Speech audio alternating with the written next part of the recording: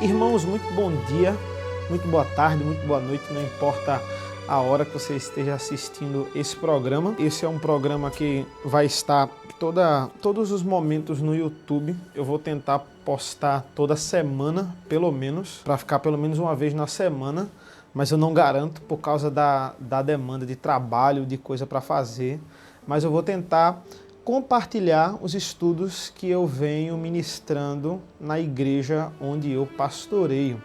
Eu tenho 27 anos, sou pastor da Igreja Presbiteriana Memorial, que se localiza hoje em Piedade. E é uma bênção estar aqui com os irmãos. Então nós vamos falar sobre vários assuntos nesse canal. É um canal pessoal meu. Eu quero falar sobre a Bíblia, quero falar sobre várias perspectivas do mundo em relação ao cristianismo. Gosto muito de filmes, eu tenho um canal com os meus amigos, nós dirigimos um canal, o nome do canal é Dois Lados Online. Eu vou deixar o link na descrição se você quiser se inscrever.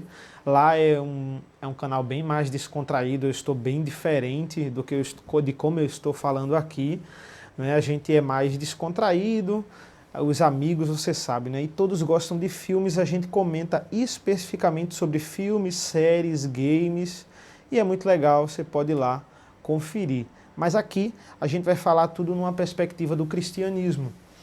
E nós vamos falar sobre filmes também, eu posso abrir algumas críticas de filmes de uma forma mais séria, de uma análise crítica mais profunda, não que lá não seja profundo, mas de uma forma mais séria e pessoal. E é sempre um vídeo de uma pessoa só, algumas pessoas gostam, outras pessoas não gostam, eu vou tentar fazer com que vocês gostem. E aqui é mais um ministério que eu estou abrindo, um ministério pessoal, para passar a palavra de Deus, para a gente compartilhar do Evangelho e para a gente se aprofundar nos estudos, né? Mostrar como a Bíblia ela pode nos ensinar sobre tudo nas nossas vidas e como ela tem as respostas, né, para muitas perguntas que as pessoas fazem. E o tema dos nossos estudos vão ser temas que eu estou dando ou na escola dominical, ou no culto, ou em alguma reunião da igreja, temas que eu já preparo para os irmãos e eu irei compartilhar com vocês também. Agora, se vocês tiverem algum tema que queiram compartilhar, que queiram que eu fale mais e debata aqui, a gente possa compartilhar, você pode colocar aí no comentário, certo? E vai ser um prazer estudar e tentar tirar a sua dúvida e tentar fazer com que você goste cada vez mais das Escrituras. E o meu objetivo nesse canal é esse, é mostrar a você o quanto a Bíblia tem a nos ensinar, certo? Seja numa perspectiva de filmes, a gente pode comentar aqui uma visão crítica bíblica de um filme, de uma série, né? Dentro das histórias bíblicas, seja de uma dúvida que você tem no cotidiano, a Bíblia tem todas as respostas e as respostas corretas. Eu sou de uma linha bem calvinista, reformada, calvinista, né? No ramo da política eu sou de um lado bem conservador, né? Conservador e patriarcal, certo? Então pode ter algum público aí que não goste de algumas coisas que eu vou falar, né? E considerem polêmicas e até não concordem de fato, mas esse é o meu posicionamento. E acredito na Bíblia como verdade absoluta. Eu não acredito que a Bíblia contém a palavra de Deus, mas eu acredito que a Bíblia é a palavra de Deus. Isso aqui é a fonte da verdade e nada do que está aqui é mentira. É isso que eu acredito. Então você vai discordar de muitas coisas de mim se você não tem essa mesma linha de raciocínio, mas eu vou tentar explicar para vocês. Tudo que eu vou falar é numa perspectiva de que você tem que acreditar que a Bíblia de fato é a palavra de Deus, que ela é inerrante, como nós chamamos, ela não contém nenhum erro. Aqui está a verdade, aqui está a inspiração do Espírito Santo, que para nós ele nos ilumina, para que nós possamos entender o que essas verdades têm para nos passar, para nos mostrar, para levar para a nossa vida e nosso crescimento espiritual. Hoje nós vamos meditar no texto de 2 Coríntios, capítulo 9, que fala justamente de ofertas. Porque, Eduardo, no primeiro vídeo você já vai trazer um assunto sobre ofertas, vai pedir dinheiro a gente? De forma nenhuma. Eu sempre vou tratar assuntos aqui que muitos irmãos que eu vejo no cotidiano das igrejas em geral, da igreja contemporânea, eles não entendem. E o problema da oferta é que muitas vezes, por causa do pecado, nós tentamos barganhar com Deus. Nós achamos que podemos comprar Deus com as nossas ofertas. E muitas vezes, inconscientemente, a gente é pego nisso quando a gente passa por um sofrimento, a gente passa por um problema e a gente diz, poxa, eu não faço tanto isso na igreja, não ajudo tanto, eu não trabalho tanto, por que eu estou passando por isso? E aí entra aquele espírito barganhador que muitas vezes a gente se pega.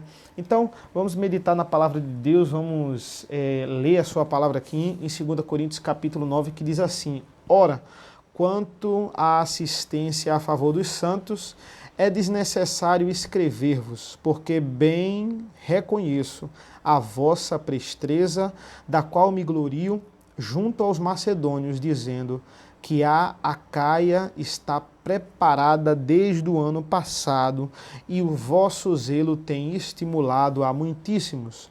Contudo, enviei os irmãos para que o nosso louvor a vosso respeito neste particular não se desminta, a fim de que, como venho dizendo, estivesseis preparados, para que, caso alguns macedônios fossem comigo e vos encontrem desapercebidos, não fiquemos nós envergonhados, para não dizer vós, quanto a esta confiança. Portanto, julguei conveniente recomendar aos irmãos que me precedessem entre vós e preparassem de antemão a vossa dádiva já anunciada, para que esteja pronta como expressão de generosidade e não de avaria. Nós temos o contexto da situação em Coríntios, capítulo 9 especificamente, mas ele vai falar do contexto para depois, a partir do versículo 6, ele falar do princípio da oferta e da motivação do nosso coração em favor da oferta. O contexto é o seguinte, Paulo, há um ano atrás, ele tinha ido aos Coríntios, tinha falado dos povos de Jerusalém, que eram povos que ele estava arrecadando dinheiro para esses povos de Jerusalém, e o povo de Corinto tinha se comprometido em ajudar Paulo com uma oferta para os irmãos de Jerusalém. Ele estava fazendo isso nas igrejas que eles estavam passando, e nesse um ano que ele saiu de Coríntios, ele estava na Macedônia, e os macedônios, embora ainda mais pobres que a igreja de Coríntios, eles se prontificam em ajudar, e eles também são comovidos pelo testemunho dos coríntios que disseram que também iam ajudar. E agora Paulo estava se certificando que de fato os coríntios iam ajudar nessa oferta que eles tinham se comprometido. Esse é o contexto aqui, quando ele fala aqui no versículo 1, ora, quanto à assistência a favor dos santos, é desnecessário escrever-vos. O que ele está dizendo é, olhe, quanto à oferta, é desnecessário estar aqui investindo algumas palavras sobre isso, porque vocês já têm que ter a consciência, o crente ele tem que ter a consciência que ele deve ofertar, o crente ele tem que ter a consciência que ele deve ajudar o próximo. Então é desnecessário estar aqui gastando aqui várias linhas, dizendo a você, conscientizando vocês que o crente tem que ajudar o próximo, que ele não pode deixar faltar alguma coisa para o necessitado. Essa é a ideia aqui do versículo 1. E é interessante porque isso a gente já pode aplicar para a igreja. Por que a gente pode aplicar para a igreja? Porque parece que todo mês o pastor ele tem que dedicar um sermão para falar de dízimos e ofertas, porque senão os irmãos não vão contribuir, os irmãos não vão cumprir a sua obrigação. Ele tem que estar batendo nessa tecla para ver se os irmãos acordam naquele mês e dão as suas ofertas e os seus dízimos, que é uma obrigação nossa. E aqui ele vai dizer, olha, eu não preciso estar escrevendo, é desnecessário aqui eu falar sobre a necessidade de você ofertar, a importância aqui da oferta. Porque bem reconheço a vossa presteza, da qual me glorio junto aos macedônios, dizendo que a Acaia está preparada desde o ano passado e o vosso zelo tem estimulado a muitíssimos. Então, o testemunho que aqueles irmãos iriam ajudar os irmãos de Jerusalém estava correndo pelas igrejas. Paulo estava falando disso.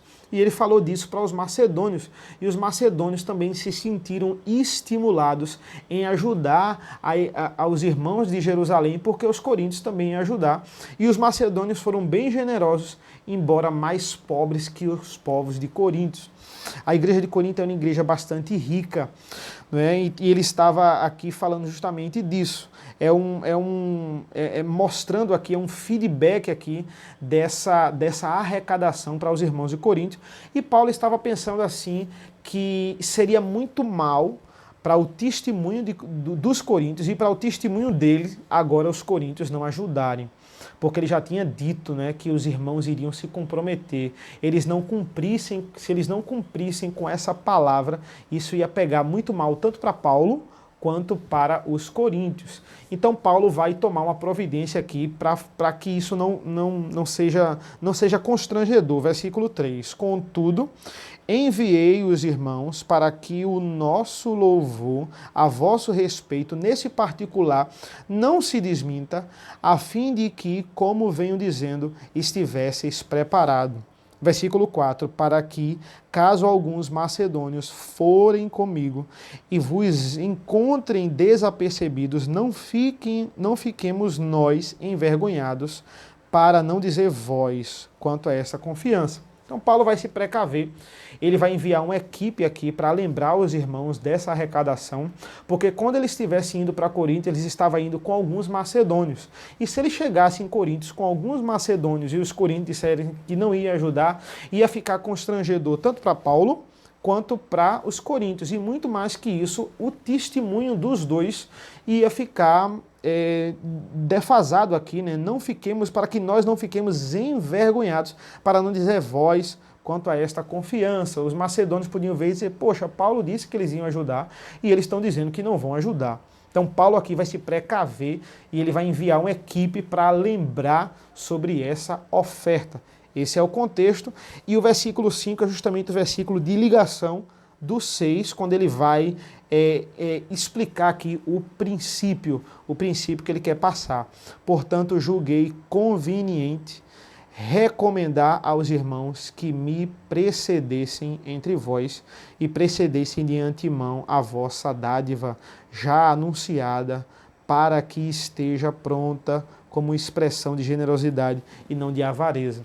Ele vai falar aqui dessa questão de generosidade e avareza, para que o que vocês disseram que iam cumprir, que vocês de fato cumpram. Isso é sinônimo de generosidade e não de avareza. Dentro da igreja, na nossa dedicação à edificação da igreja, nós não podemos ser avarentos.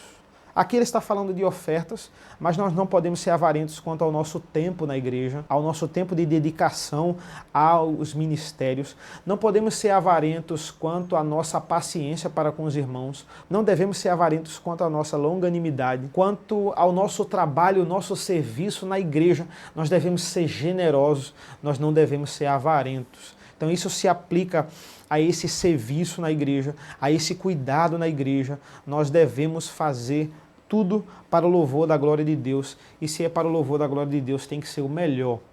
E aqui ele vai dizendo, ele vai ligar aqui esse ponto para o versículo 6. Esse versículo é bastante famoso, porque ele vai dizer assim, e isto afirmo, aquele que semeia pouco, pouco também ceifará, e o que semeia com fartura, com abundância também ceifará. Cada um contribua segundo tiver proposto no coração, não com tristeza ou por necessidade, porque Deus ama a quem dá com alegria. É interessante que esses versículos são usados muitos, né? Na hora da dedicação. No culto presbiteriano tem a hora da dedicação, que é a hora dos dízimos e ofertas, e geralmente se coloca esse versículo para falar dessa questão da dedicação, da generosidade. E é interessante esse versículo aqui, porque muitas pessoas da teologia da prosperidade usam o versículo 6 de forma errada. Eles usam o versículo 6 de forma equivocada, dizendo que assim, você pode barganhar com Deus, você pode exigir de Deus alguma coisa porque você deu à igreja ou você deu a Deus alguma coisa, como se ele precisasse de alguma coisa de nós. Quando ele diz assim, aquele que semeia pouco, pouco também ceifará, e o que semeia com fartura, com abundância também ceifará. Aquela teologia errada que diz que você pode dar tudo que você vai receber em dobro, você pode dar tudo que você vai receber mais, você não vai receber, não vai ter sofrimento na sua vida se você doar, doar e doar. E não é isso que o versículo está falando. O versículo está falando de um Deus abençoador, que ele é justo, um dos seus atributos é o atributo de justiça. Ele é justo, e um Deus justo, ele não vai abandonar os seus irmãos, principalmente quando os seus irmãos são generosos. Deus, ele vai ser generoso com aqueles que são generosos para com o seu reino, para com a sua igreja, porque isso é um atributo dele, é um atributo de justiça. Se você está sendo generoso, Deus também vai ser generoso com você. Então, se você semeia com fartura, é com fartura que você vai colher. Isso, isso faz parte de um atributo de Deus, certo? Então, isso pode ser, você vai ser recompensado de alguma forma, com fortalecimento, com bens, claro que Deus também nos abençoa com bens, com amadurecimento espiritual, certo? Com força para enfrentar os desafios da vida. Deus, ele não vai lhe abandonar. Deus, ele vai recompensar. Deus, de fato, é um Deus recompensador. Ele recompensa. Mas o problema não é o fato de que Deus é justo e é generoso com a gente quando a gente ajuda. O fato é a nossa motivação deturpada. Eu não posso também ajudar na igreja e trabalhar para Deus porque eu estou esperando a minha retribuição. Por quê? Porque Deus sonda os corações. A verdade é essa. Deus, ele sonda os corações. Então, Deus, ele está vendo se eu estou dando, querendo receber algo em troca, ou eu estou dando de coração, porque essa, de fato, é a minha obrigação, a obrigação de servir. Então, esse tem que ser o meu sentimento. Versículo 7, esse é o sentimento que eu devo ter. Cada um contribua segundo tiver proposto no coração, não com tristeza ou por necessidade, porque Deus ama a quem dá com alegria. Eu vou botar, gente, poucas vezes o versículo na tela, eu vou botar só no começo, porque eu quero que você pegue a Bíblia. Eu quero que você veja que o que eu estou falando está na Bíblia. A minha versão que eu geralmente sempre vou usar é a Revista Atualizada, Almeida Revista Atualizada, se você tiver, melhor ainda, certo? Existem algumas expressões que são melhores na NVI, mas aí quando tiver eu digo, mas a melhor tradução para mim é a Almeida Revista Atualizada. Então, se você tiver, acompanhe comigo, abra a Bíblia junto comigo, certo? Tem gente que bota a referência na tela, nada contra, mas eu não vou fazer porque eu quero estimular você a abrir a palavra de Deus, até para você estar familiarizado com ela. Esse é um dos nossos objetivos aqui nesse canal. Então, voltando, no versículo 8, ele vai usar aqui, o versículo 8 ele introduz, mas especificamente versículo 10, ele vai usar aqui Salmo 112, que tem muito a ver com essa linha de raciocínio que Paulo está falando aqui. Deus, versículo 8, pode fazer-vos abundar em toda graça, a fim de que, tendo sempre em tudo ampla suficiência, superabundez em toda boa obra. Versículo 9, como está escrito, distribuiu, deu aos pobres, e sua justiça permanece para sempre. Essa é a característica do crente, que é generoso. E isso nos mostra o quanto é incompatível um crente não pensar no próximo. Nós temos que trabalhar isso no nosso coração. Nós temos que cada vez estar treinando isso no nosso coração, porque é incompatível eu ser crente e eu não querer saber nada da vida do próximo, eu não querer saber como o próximo está. E isso remete um pouco à comunhão dos santos. Por quê? Porque a comunhão dos santos, ela visa isso. Existem igrejas hoje que elas só vivem de eventos. Nada contra os eventos. Mas os eventos devem ser a consequência da nossa comunhão e não a causa dela. A causa da comunhão é como você está, meu irmão. A causa da comunhão é como é que está a sua vida, como é que eu posso lhe ajudar na sua vida espiritual. Essa é a causa da comunhão. Os eventos são importantes, mas eles são a consequência da comunhão. Ali você pode esparecer, você pode contar piadas, você pode descontrair. Esses momentos são maravilhosos, mas existe aquele momento que nós devemos acompanhar uns aos outros, certo? E a igreja, existem igrejas que elas só se concentram em eventos. Ela acha que a comunhão só vai ser gerada nos eventos, quando não. É a vivência, é a igreja como um corpo, a igreja como família ali reunida, cada um ajudando o outro. Isso é de fato comunhão. Então, a sua justiça, ela permanece para sempre. Essa é a característica do crente, é aquele homem que é e aquela mulher que é solidária. Versículo 10. Ora, aquele que dá semente ao que semeia e pão para alimento, também suprirá e aumentará a vossa sementeira e multiplicará os frutos da vossa justiça. Nós temos aqui referência a Isaías 55, versículo 10, e essa aqui é uma promessa de Deus. Deus, ele é justo. Deus, ele vai multiplicar os frutos da vossa justiça. E veja, por quê? Porque quando você é generoso, Deus lhe abençoa e multiplica, e lhe dá cada vez mais capacidade.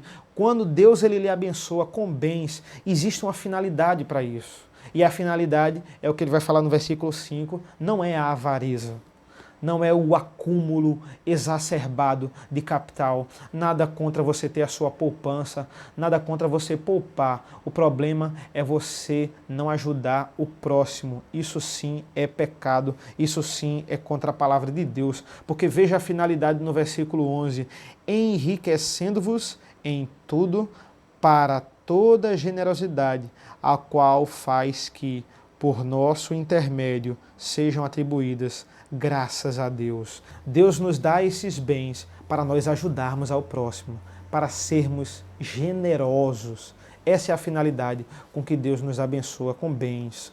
As pessoas perguntam muito assim, por que existe tanta pobreza no mundo? Por que Deus permite isso, tanta pobreza? Não, Deus dá capacidade a uns e Ele toca no coração de uns para ajudar os outros. Essa é a finalidade. A culpa não é de Deus porque existe pobreza, a culpa é da humanidade que é corrupta, a culpa é da humanidade que é avarenta, a culpa é do pecado, do nosso pecado, e nós temos que melhorar contra isso, temos que ser generosos. Temos que cuidar da nossa igreja, temos que ofertar para a nossa igreja, dar o dízimo, dar ofertas e muito mais, dar o seu tempo, dar o seu trabalho, dar a sua dedicação, não sermos avarentos.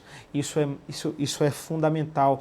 Deus nos dá bens para sermos generosos, para trabalharmos para Ele, para usarmos para o louvor da sua glória. Vão ser atribuídas graças a Deus, é o que diz o versículo 11. Veja o 12, porque o serviço dessa assistência não só supre a necessidade dos santos, mas também redunda em muitas graças a Deus. O que é que ia acontecer com aqueles irmãos de Jerusalém que iam receber as ofertas dos coríntios, dos macedônios? Eles iam render graças a Deus. O nome de Deus ia ser glorificado nas orações do povo de Jerusalém. Por quê? Porque os irmãos do Coríntio, porque os irmãos da Macedônia, eles foram generosos. Essa é a finalidade, render sempre graças a Deus, a glória ser atribuída a Deus. Versículo 13, visto como na prova desta ministração glorificam a Deus pela obediência da vossa confissão quanto ao Evangelho de Cristo e pela liberalidade com que contribuís para eles e para todos, enquanto oram eles a vosso favor, com grande afeto, em virtude da superabundância da graça de Deus que há em vós, graças a Deus pelo seu dom inefável. Então, o que nós temos aqui, meus irmãos, meus amigos que acompanham esse canal, nós temos aqui a consequência da generosidade. A consequência da generosidade são orações que rendem graças a Deus, são orações de agradecimento porque nós doamos, porque nós ofertamos, porque nós somos generosos dentro da igreja. E isso não tem preço.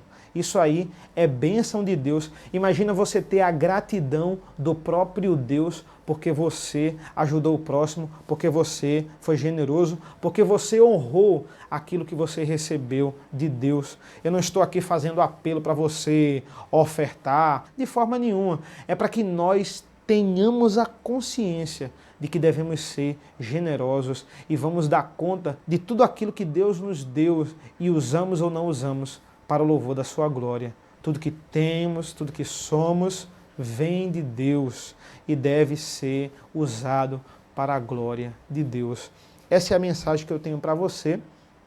Curta, assine esse canal, nós vamos ter vídeos que falam sobre isso. Coloque aí no comentário alguma dúvida que você tenha. Eu estou aqui para ajudar você. Eu estou aqui para servir você.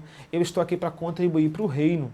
E eu queria que você me ajudasse isso, porque a sua dúvida, ela pode ser a dúvida de outros, e você perguntando e eu respondendo, ela pode ser esclarecida, e você junto comigo, nós vamos contribuir para o reino de Deus. Então, por que não usar a internet? Por que não usar o YouTube, esse meio tão influente, para a gente compartilhar a palavra de Deus e tirar as nossas dúvidas? Então se inscreva no canal, certo? Eu tenho uma página no Facebook, Eduardo Montarroz, se você me conhece pode adicionar lá.